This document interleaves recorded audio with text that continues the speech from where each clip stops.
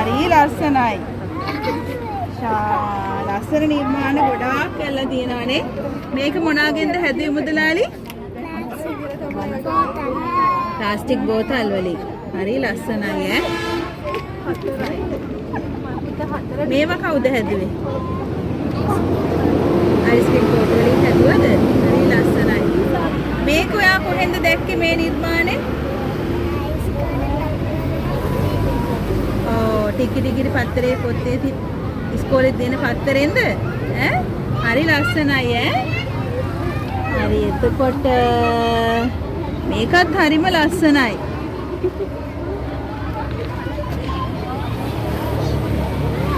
එතකොට මේව කවුද හැදුවේ?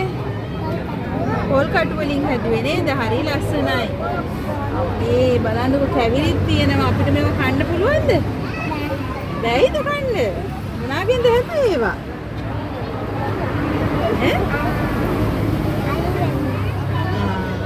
ඒකනේ ලස්සනයි. මේක මොනාගෙන්ද හදලා තියෙන්නේ? මේ මොනවාද? කල්ලට නේද? අනේ ලස්සන කුරුළු මුවා. මෙන්න මේක. නාගත්තද නැත්නම් ඔයා හැදුවද? හැදුවද? හරි ලස්සනයි. ඔයා හැදුවා නේද? හරි ගොඩක් සතුටුයි ඈ. හරිම ලස්සනයි ඔයාගේ නිර්මාණ ටික. මේකම කොහොමද හැදුවේ?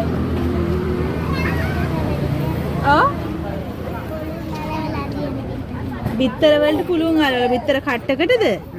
හරි ලස්සනයි නේ. රටකජු පොත්තක් නේද? රටකජු පොත්තක් ඔලුවට අලවලා හරි ලස්සනයි. හරි ගොඩක් සතුටුයි ටීචර්ට. හරි සුබ පතනවා.